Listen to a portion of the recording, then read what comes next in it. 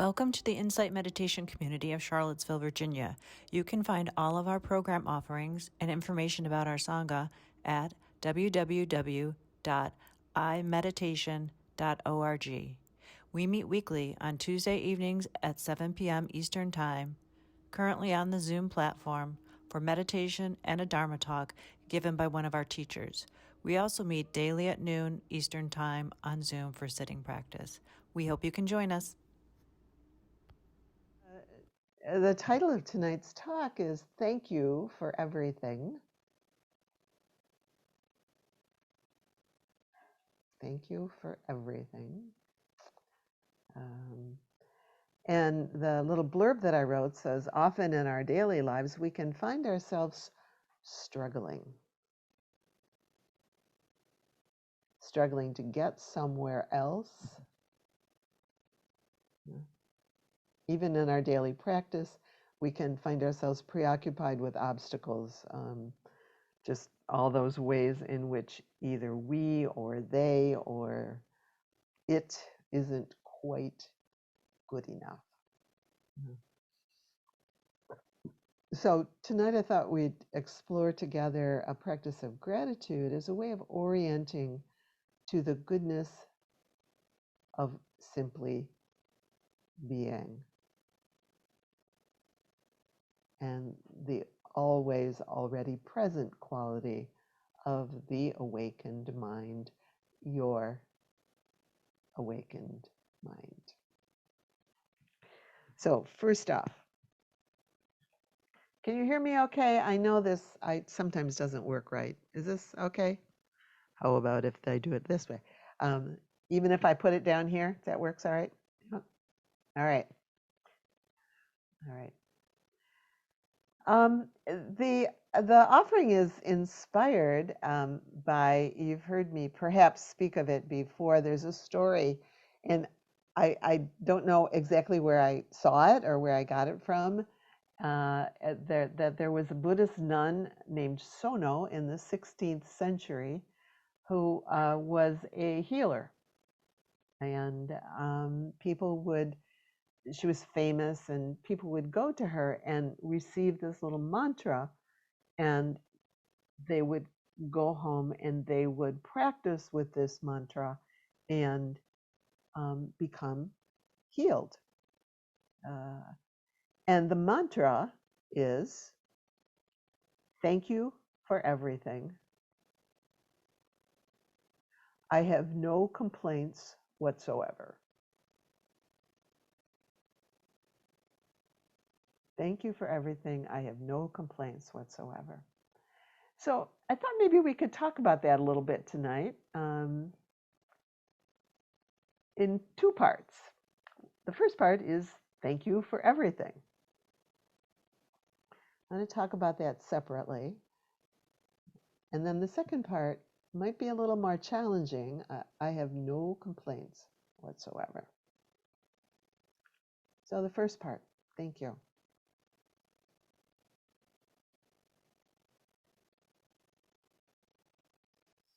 We've practiced with it a little already tonight. Just gratitude, thank you for goodness, for this body, this breath, this heartbeat, this water coming out of the faucet.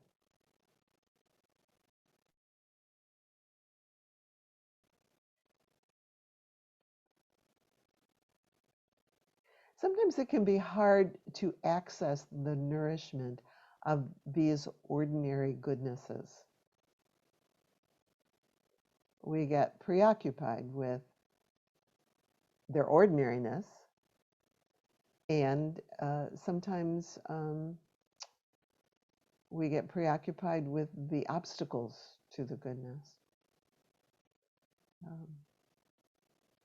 And there can even be some particular reasons why it might be hard, especially hard for some of us. I'll name a couple of them.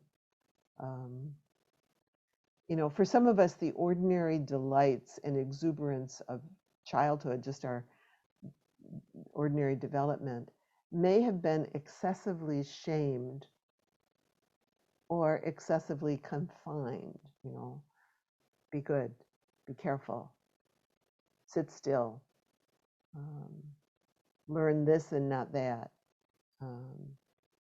so that it might make the awareness, make us kind of conditioned in a way, so that the awareness of embodied sensation, just how it feels in our bodies, and or ease in the nervous system might be a bit hard to notice or to come by.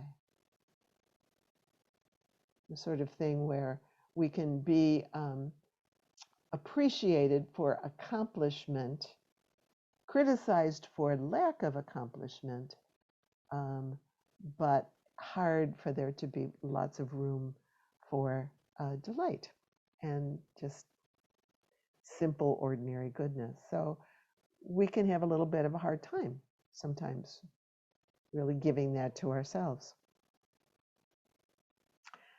In our Buddhist practice, there can be confusions around the teachings on desire. In some sense, that it is not in keeping with the more ascetic spiritual practices to simply delight. We can be confused about that.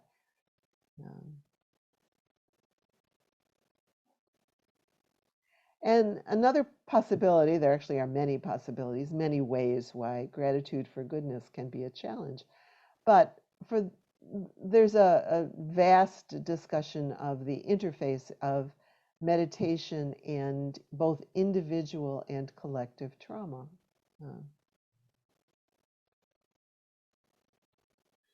But for those of us who have experienced some form of developmental or existential trauma, relaxing out of a tension of vigilance, a kind of activated nervous system, can be a challenge, can be daunting even, and maybe even especially in meditation. So if we kind of relax in meditation, it can kind of paradoxically elicit anxiety or hypervigilance. So it can be a little bit hard to kind of relax into ease or delight in the body. So thank you for everything. So I wanted to start there. Thank you for everything. I wanted to start with the Buddha's Mangala Sutta, the Sutta on blessings. And I'm going to read to you some of the sutta, but I want to do it a little bit like a guided practice. So as I read a statement, and again, I'm reading the Buddha's teachings, I'll invite you to notice any positive quality in the mind. Oh, yeah. And any positive quality, any quality of goodness in the body. And any quality of gratitude for any of that. So to notice those qualities, I'm going to read these phrases slowly, invite you to notice the qualities. Try to let yourself open to it and sense it in your body. Let it fill your mind. Enjoy it. Okay? If there's any sense that you're not doing it quite right, see if you can set that aside.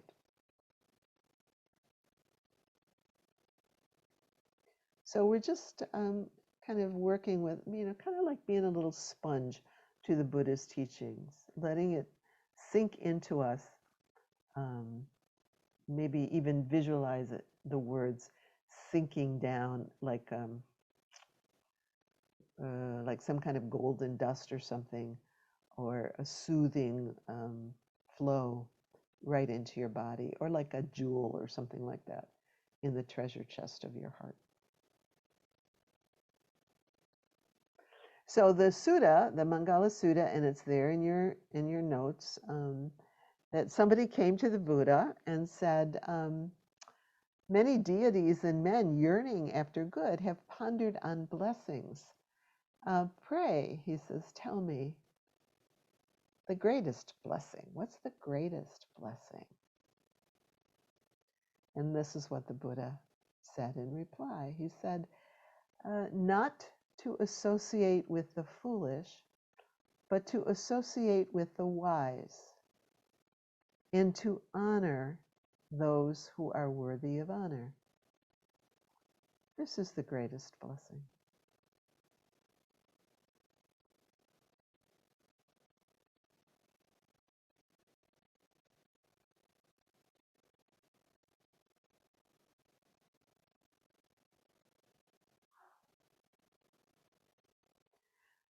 To reside in a suitable locality.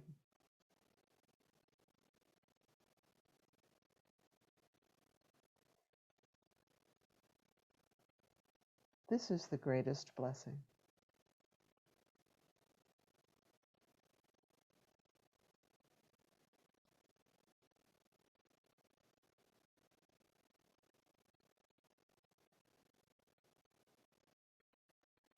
To have done meritorious actions in the past and to set oneself in the right course.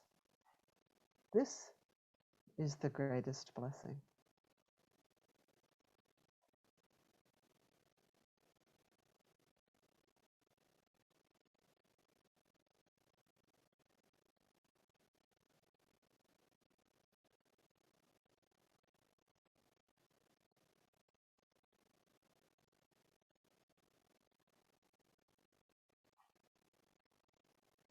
To have much learning.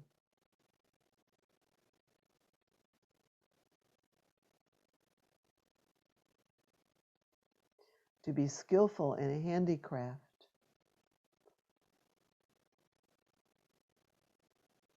To be well trained in a discipline, and to be of good speech. This is the greatest blessing.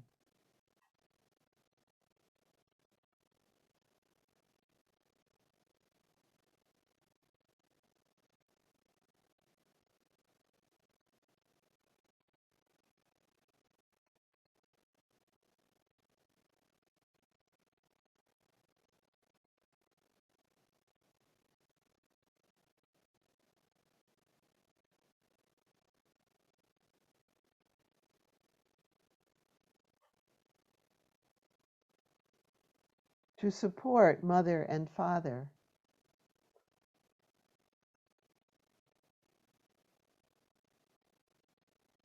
To cherish friends and partners and children. To be engaged in peaceful occupation. This is the greatest blessing.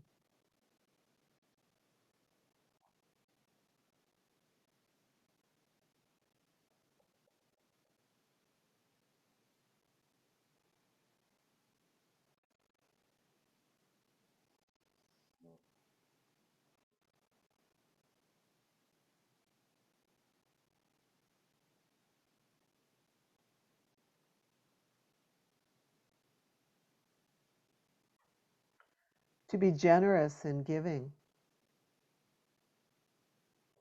To be righteous in conduct. To be blameless in an action. This is the greatest blessing.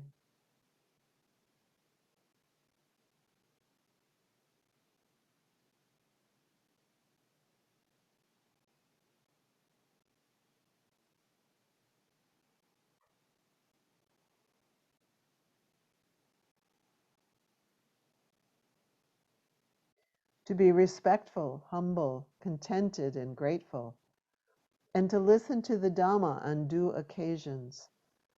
This is the greatest blessing.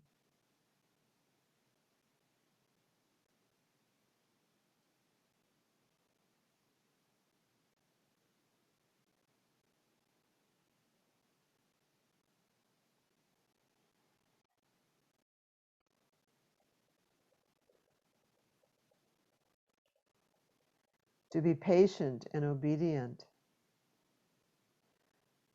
To have spiritual discussions on due occasions. This is the greatest blessing.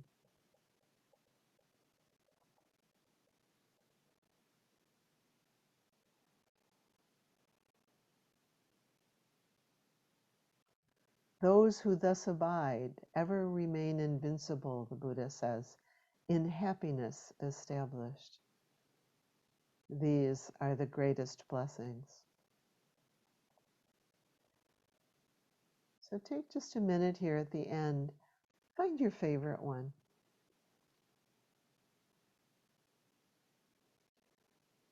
And gently encourage the experience to have a little more room in your being.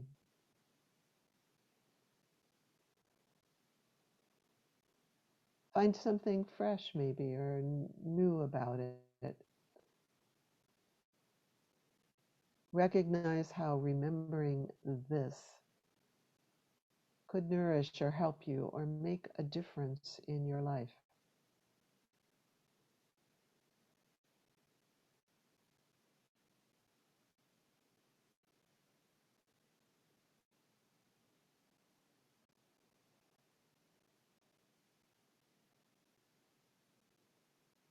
Feel the quality of your body,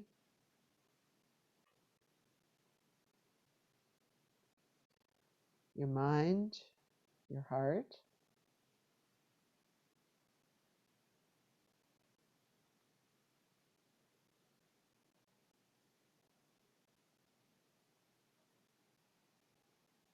And know this clever and precious body. Know that neurons are firing right now. That this goodness, this gladness, this gratitude is becoming a part of you, a resource inside of you that you can take with you wherever you go.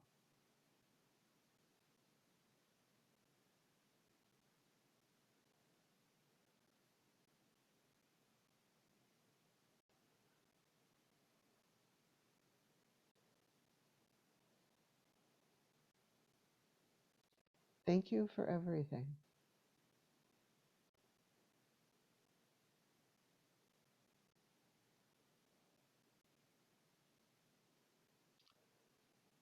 This kind of gratitude becomes, in the words of Mark Nepo in his poem, he talks about being a soft and sturdy home in which real things can land.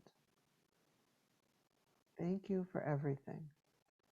Gratitude as a soft and sturdy home in which real things can land.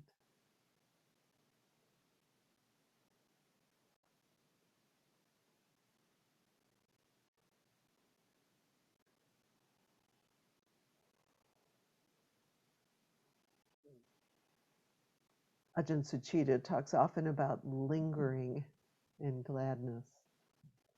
So I'm inviting you to linger a bit in gladness, to linger in the soft and sturdy home that is gratitude. Thank you for everything.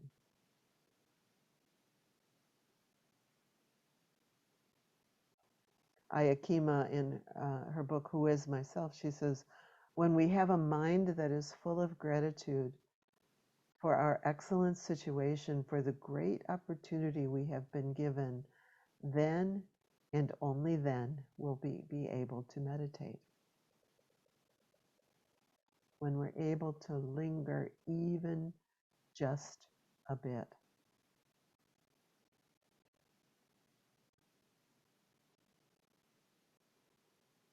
In gratitude.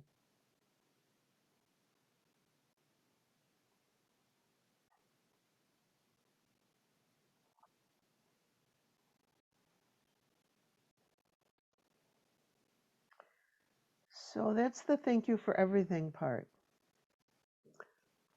And I'm going to say something that's going to sound kind of funny, but I really am serious and sincere. I told you there were two parts to the talk. The first part is thank you for everything. The second part is I have no complaints whatsoever. You might want to leave now. that might be the teaching that you want to take with you tonight to practice. And so to not like the next teaching is going to be horrible or something like that. May that not be so. I don't mean that. But to just kind of tune into yourself and see, is that enough?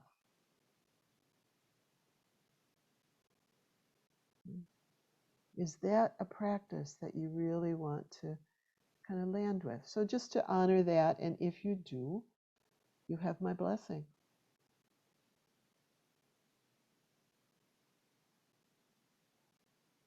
Thank you for everything. You can go back to the sutta and just look to see what resonates for you. What really touches your heart and mind? What's meaningful?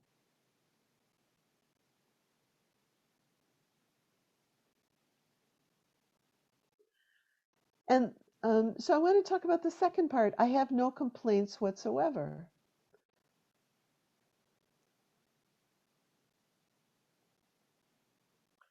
This one's a little trickier, isn't it? I think I told you one time in a talk, my husband and I play this game sometimes. I love to arrange flowers. I love flowers, and I love to arrange flowers. And so my husband and I have this little game that we play that is Stump the Flower Person. And what he will do is he will go to the grocery store and he will find um, three, you know how they sell three things of flowers? He'll find three things of flowers that cannot possibly go together. And he'll bring them home and he will present them to me and he'll say, here, this is your task for today. This is Stump the Flower Person. You know, figure out how to arrange these into something beautiful. So we have fun with that. So I have no complaints whatsoever is a little bit like Stump the Dharma Person. You know, think about it. Really? No complaints whatsoever? Can you think of, and I would invite you to just do this privately to me, not publicly, but just send me in the chat. You know, it's sort of like, you know, one of those bunches of flowers that can't possibly work. What are the things that, you know, that to have no complaints about this just doesn't seem possible? Seriously. And send them to me in the chat. So only I will see them and I'll read them. So nobody will know who they're from. You know, it could be like, you know, never mind. I won't even suggest some. What are ones that are stump the Dharma person? How can you not complain about this?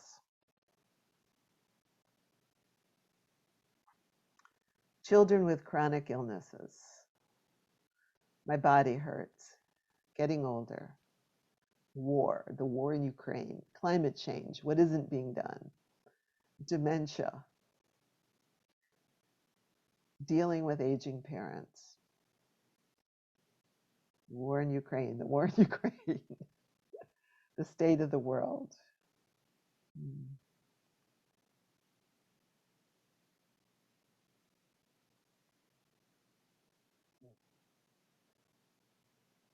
Any more? After waiting for 2 days for a truck driver to pick us some crates, and when we meet up, he says, the person I didn't want to see. Extinction of species happening even as we speak.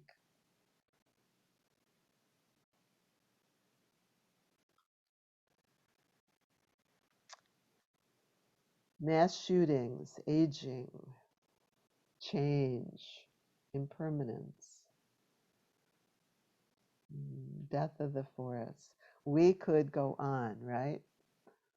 You know. So it's all sort of well and good, to say thank you for everything, but really thank you for everything? How does that work? Um, there are times, sometimes many in one day, when the mind says, no, I cannot be with this that is arising internally. I've had times, not that infrequently, where I'll have an emotional response, and I think, I can't do this.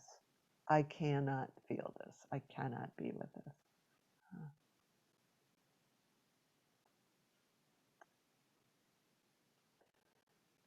So, stump the Dharma person. The Buddha's teachings are not simple.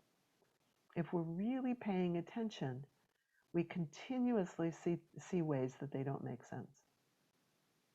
It requires, not just hearing the teachings, but really kind of inquiring more deeply into them, looking at them, living them. How does this work?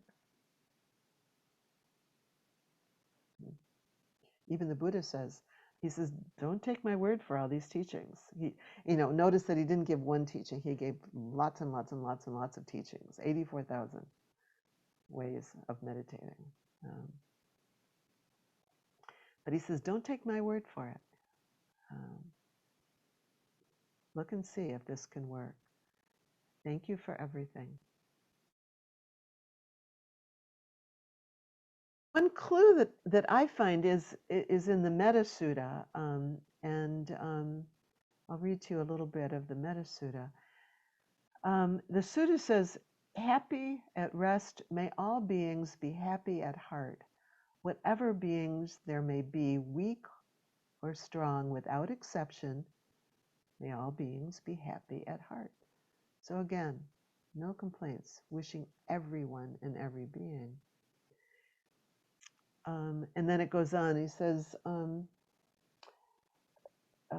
wishing beings that not only would be happy, but they would avoid the causes that lead to unhappiness. So let no one deceive another or despise anyone anywhere, or through anger or resistance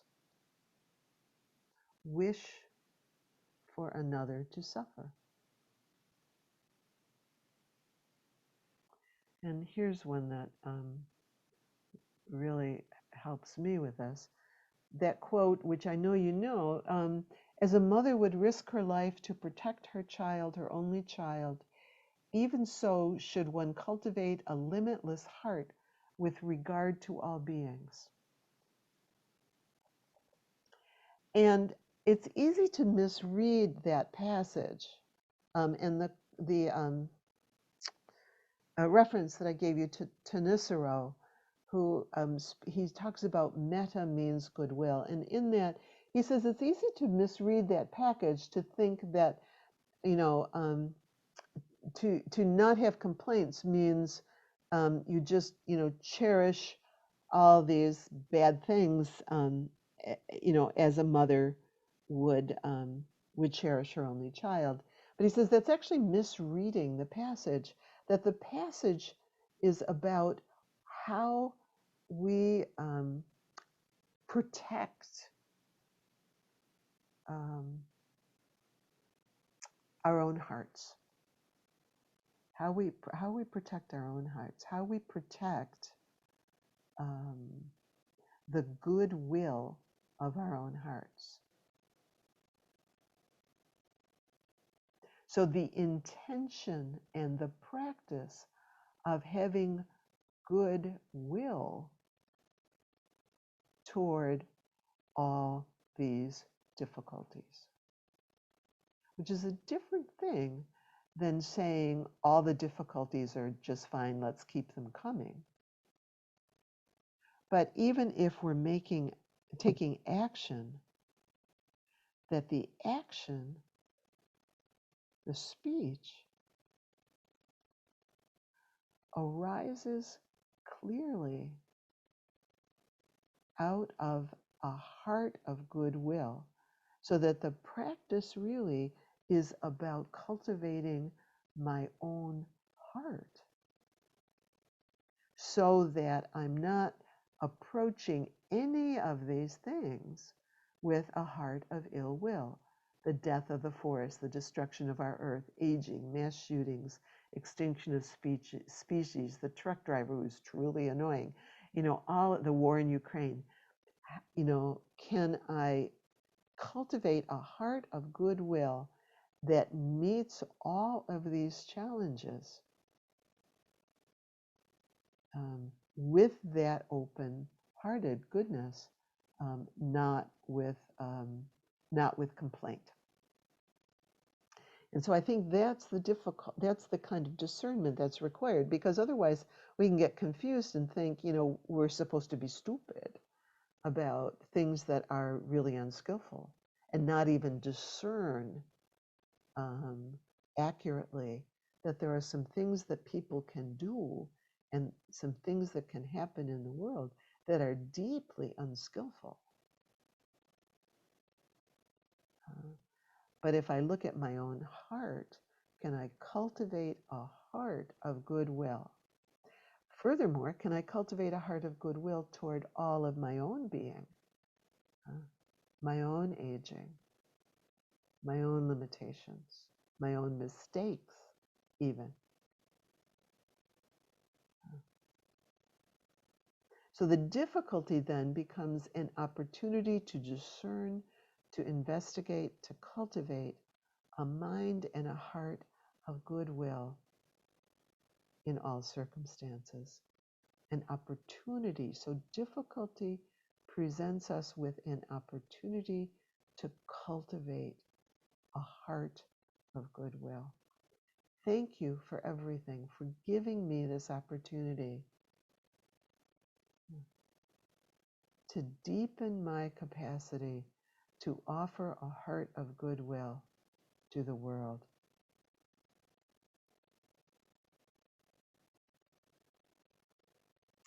It requires a quality of consent, a quality of willingness to be present. Just a simple willingness to be present. To see what's needed, but to see what's needed that arises out of a heart of goodwill. I've maybe told this story before. I used to have a kitty who we got at the SPCA, and when she came to us, she was extremely anxious. So much so that for days and weeks even, she would go, that place behind your TV and stereo where all the cords are? Well, she would hide behind that little bookshelf, and then she would have diarrhea on top of all the cords. And that would go on for a very, very long time. And she didn't want to have anything to do with us. She was totally afraid of us. So a heart of goodwill, as we are trying to see, how do we be with this? Do we take her back? She's clearly just too anxious to even be around people. She couldn't even tolerate being around us. What do we do? And it required a willingness to simply be present with a heart of goodwill.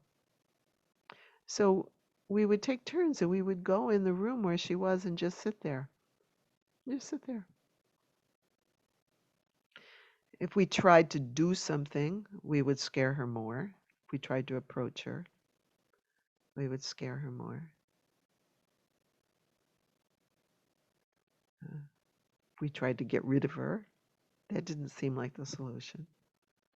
But to just be with it and be with her with a heart of goodwill.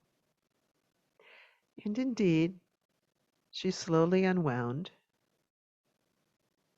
slowly ventured out, and slowly stopped pooping on the wires behind our stereo, which was actually quite a blessing. Thank you for everything. But this quality of just being with both externally and internally what isn't really working with a heart of goodwill.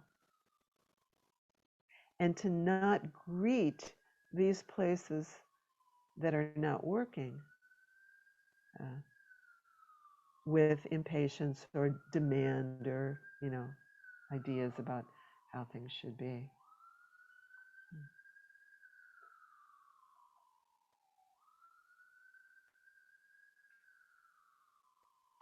So the practice that the Buddha offers us is not for the faint of heart. The teachings are not simple. Rather, they are simple. They're just not easy. Uh, and how we find our way is a unique and personal challenge for each of us. Um, This is Tara Brock. She says, we can find true refuge within our own hearts and minds right here, right now, in the midst of our moment to moment lives.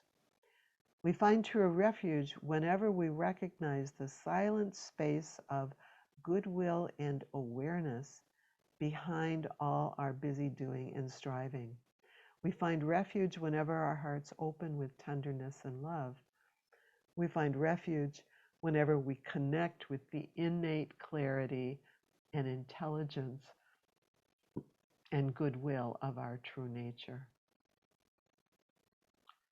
So, and then this last quote, this holy place, this pure realm, the awakened mind, is a state of consciousness rather than a geographical place. There is no practice that we can undertake to achieve it. Everything has already been received. We know this realm when we experience gratitude. We know the realm of the awakened mind. We know the realm when we experience goodwill and gratitude. So I'll stop there. And maybe one of you might offer an objection. Sort of a, yeah, but what about? Any thoughts? How do we have a heart of goodwill with respect to this?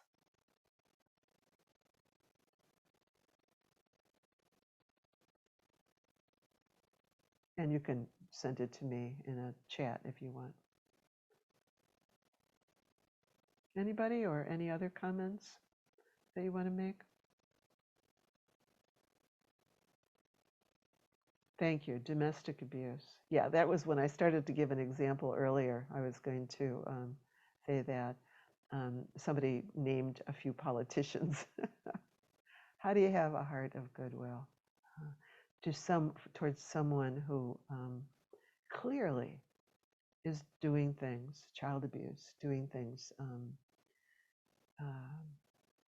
that are not okay?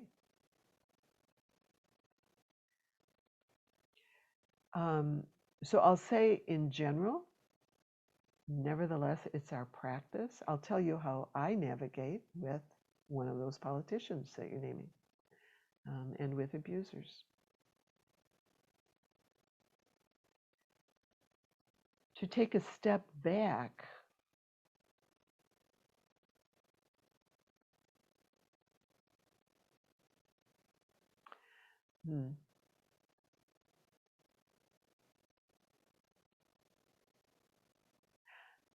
There was someone, I'll tell you a story. There was someone, a spiritual teacher I once had, who I found extremely difficult. I thought they were arrogant and opinionated and disregarding of people's experiences. And at one point, I discovered a story about their childhood. Actually, they told it as though it was sort of a funny story, and I didn't think it was a funny story. They were telling a story about how they had been experiencing trauma as a child. So then, whenever I think of that person and the unskillfulness, I think of that little one and the story about the little one and what they had experienced. And I'm able to find a heart of goodwill because it's like, oh, so that's what your struggle is. That's what your suffering was. And to the person who named the politicians, that first one that you named, I actually have read some stories about their childhood that break my heart. So when I get overwhelmed, and somebody else had a question about how, when it's simply overwhelming, I'll speak to that in a minute. But when I get overwhelmed, I have to back up and know the suffering. And so in the Metta Sutta, where we wish for people, we wish for them to have goodness and peace and ease. Sometimes just even thinking about that person as a child, I wish for you for freedom from suffering because, you wouldn't be doing what you're doing if you weren't suffering. Somebody else asked a question, does a heart of goodwill include setting boundaries? Absolutely. Absolutely. In fact, it has to, because how else could I have a heart of goodwill? If somebody's the elephant is running down over me, it would be hard, but absolutely. So it isn't that we're not setting boundaries, and the issue of domestic abuse touches in there. It isn't that we are saying no, not that we're not saying no. In fact, if anything, there, a heart of goodwill toward our own experience might give us even more permission to say no. I have a heart of goodwill toward myself, and you may not treat me that way. I will leave if I need to. I will ask you to leave if I need to. Stop it. No.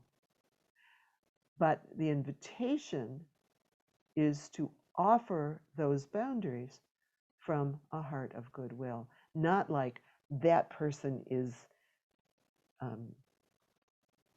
terrible, but what they are doing is terrible. And I once asked a friend of mine, what's the definition of evil? And she wisely said, it's profound unconsciousness. They are profoundly unconscious.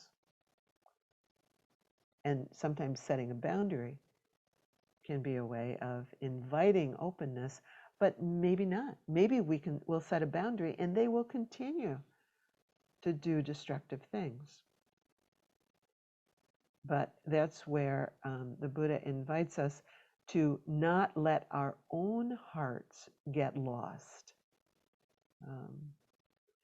in that process. So the sense of when the statement, I think, says, I have no complaints whatsoever, it means I have no space in my heart where I cut you out of the heart of goodwill or compassion.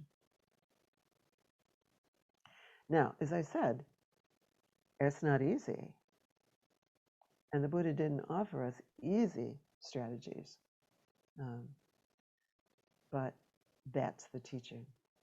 Somebody else asked, how do we find a heart of goodness when it simply feels overwhelming? And there's a place of just backing up. How can I be far enough? I'll take the politician, for example, or the war in Ukraine. How can I be aware of it, but far enough back that I can find a heart of goodwill? For me, like with the war in Ukraine, for me, that sometimes means I read headlines, baby. I read headlines. Or I have one resource that I read. I have one resource that I read. But I don't read all the articles. I don't read all the articles that entertain hearts of harming, hearts of non-goodwill. I don't read those because I don't want to seed that quality of mind and heart in my own being. But I think the question also said, when I mentioned before that sometimes there'll be a feeling that comes up and I go, this is too big. I can't do this. I can't do this. Maybe it's true. Maybe I need somebody to sit with me with it. Maybe I need to go do something else that's more nourishing to just kind of back up a bit. And remember, the first part of this talk was talking about a soft and sturdy home, that I need to practice more with cultivating a soft and sturdy home in which things might land. You've heard me many times talk about when my mother was in her final years and suffering from dementia, that I made the decision, which turned out to be an excellent one, to only go see her when I could do it with an open heart.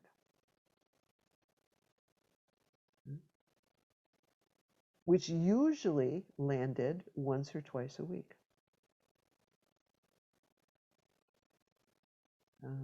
So we look to see what can we manage, and we also allow even a hair of goodwill toward ourselves when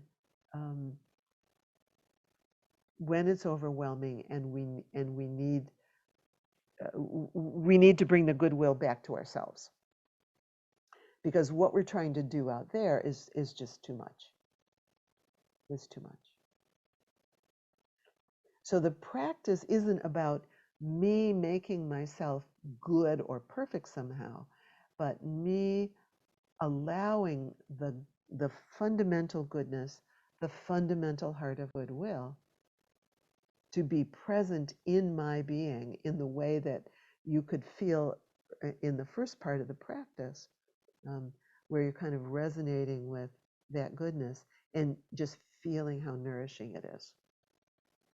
Can you nourish yourselves with a heart of goodwill so that that heart of goodwill is available to others, which does not in any way preclude setting boundaries? I have a dear friend who did some things that were profoundly unskillful recently, and I have never once lost my heart of goodwill, even as I have ranted up and down about the behavior in terms of setting boundaries. No, that's not okay.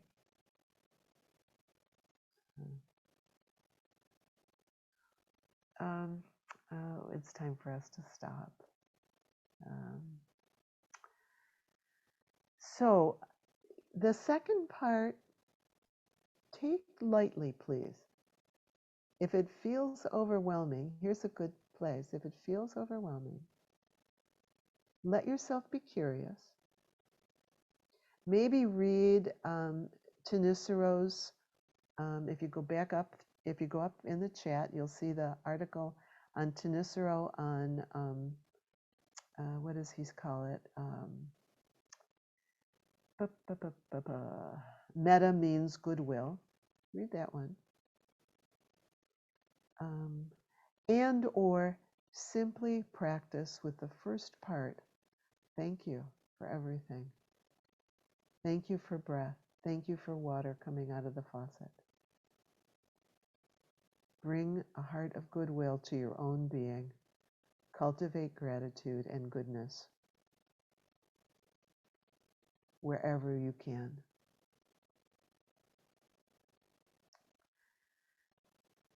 Okay.